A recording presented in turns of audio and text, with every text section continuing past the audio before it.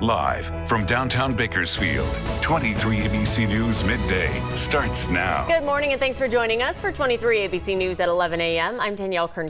And I'm Mike Hart. Happening right now, let's take you live to Joint Base Andrews in Maryland, where Air Force One is now beginning to taxi as the president begins his West Coast tour. He just got on board about 5 minutes ago as his plane is now beginning to pull away. The president is headed to Los Angeles International Airport, expected to touch down about 3:30 this afternoon local time. The president is then expected to attend events in Santa Monica and Beverly Hills. He will also get a briefing from Olympic officials in Los Angeles concerning the 2028 Summer Games. He will end the day with a quick flight to Las Vegas tonight for an event that's early tomorrow. And then on day two, the president is scheduled to leave Las Vegas for a fundraiser in Rancho Mirage before he turns north and heads to Bakersfield. Let's take a live look out at Meadows Field right now, where if you joined us yesterday, things look a little different from our vantage point just 24 hours ago. As you can see in this live picture, there are trucks now lined up along the fence line, and Secret Service agents asked our cameras to move further back from the property line. We're being told that another transport plane is scheduled to land at any time now. We are currently out there monitoring the situation. We'll bring you new information as we receive it. Tomorrow, the president will join House Minority Leader Kevin McCarthy in Bakersfield to speak with farmers in the Central Valley. There's still no official word on where that meeting will be or how long he'll be in Bakersfield. But when he does leave, he'll head to Phoenix. We'll have all your coverage on President Trump's visit to Bakersfield online and on the air throughout the day tomorrow. Be sure to visit our website, turnto23.com, and download our free mobile and tablet app. And once again, when he is focusing on water issues while in Bakersfield, 23 ABC spoke with several local farmers who told us they're still paying 100% of their water bills, but are only receiving a lower percentage of water because of the shortages and restrictions. They said if these issues continue, it could have a significant consequence to the local agriculture business. Because of the water restrictions, we've had less crops being grown in through this company that we do business with, which cut the season short for us. It's made it to the point to where I haven't been able to make the money that I used to make before, so I had to go work elsewhere. A lot of the issues that we're challenged with are aging infrastructure and a reprioritization of where the water needs to go. And unfortunately, that has meant more and more water has been taken from the farmer. Local Congressman and House Minority Leader Kevin McCarthy said Monday that he shares farmers' concerns. He said he's eager for the president to arrive and for them to get to work. All right, let's take a break and bring in Chief Meteorologist Elena Rusk and get a look at that 11 a.m. forecast. Looks beautiful out there. It's beautiful. Already up to 60 here in Bakersfield. So we're going to stay in the 60s for the rest of the day. Briefly getting to 70 this afternoon. You see this gray shading here. That's some cloud cover we have over the southeastern portion of Kern County. And with that 60 in Bakersfield, you see it's matched in Maricopa, 62 in China Lake, already some 40s and 50s up into the mountains after we were all cold to start this morning.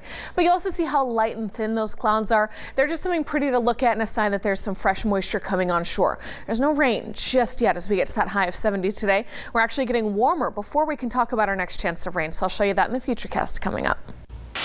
In election news, Democratic presidential candidate Elizabeth Warren's campaign is making its way to Bakersfield as the 2020 race continues. According to a press release from her campaign, Warren's policy analyst Alexandra Wilcox will be in Bakersfield tonight. The event is a Latinx community engagement forum scheduled for tonight at 7 p.m. at United Steelworkers on 19th Street. The forum will be facilitated by Maria Martinez, the Warren campaign's national Latinx community engagement director. The campaign will then make its way to Santa Maria on Thursday and Oxnard on Friday. And just a reminder, the next Democratic debate is just around the corner, set for tomorrow night in Las Vegas. Now, the last one was earlier this month in New Hampshire. Right now, Joe Biden, Pete Buttigieg, Mike Bloomberg, along with Senators Amy Klobuchar, Bernie Sanders, and Elizabeth Warren have all qualified for the debate. The action is set to begin at 9 o'clock tomorrow night. And today is also the final day to register for the California primary that happens 2 weeks from today. You can register online, by mail, or in person.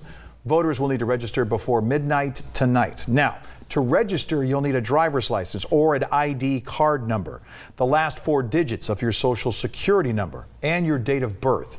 If you miss that deadline, you have the opportunity to conditionally register to vote and then vote provisionally at your local county elections office. The California primary is on Super Tuesday this year, which of course is March 3rd. And 23 ABC wants to help you make an informed decision on Super Tuesday when California voters go to the polls. We have information on local measures, national and local candidates, along with propositions on our website, turnto23.com. Tonight, the future of an ice facility in the city of McFarland will once again be front and center at the McFarland Planning Commission meeting. 23 ABC's Daniela Garrido has its impact on the city and how they're reacting to it.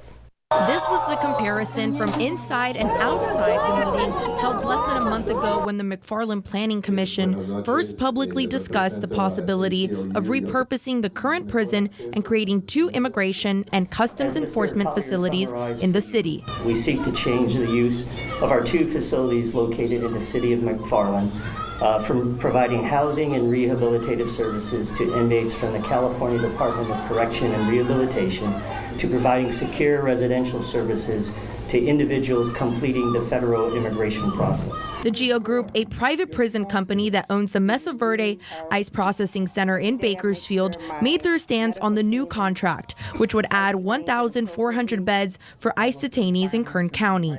But throughout the meeting, audible chants coming from the outside protests. An immigration processing center not only provides housing, food, and medical care to individuals detained by the federal immigration authorities, it also provides those same individuals the opportunity to speak to federal immigration officials who are on site, request an immigration judge to hear their case, and facilitate access to legal counsel. According to Rapid Response Network of Kern, hundreds are expected to turn out for tonight's meeting to oppose the ICE facilities once again. Once ICE gets jurisdiction into our city, they're going to be able to come in and raid homes or go to the grocery store, go to the schools, and take people that are undocumented. Some residents seeing it as a threat to McFarland's economy. These people are not documented, and they're the backbone of our economy. They just can't get up and leave and go somewhere else.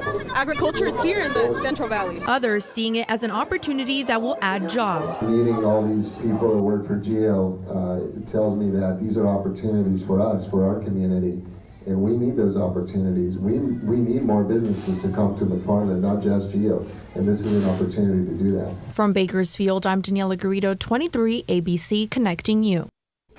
Meantime, today, the Trump administration said it will waive federal contracting laws to speed construction of a wall at the U.S.-Mexico border.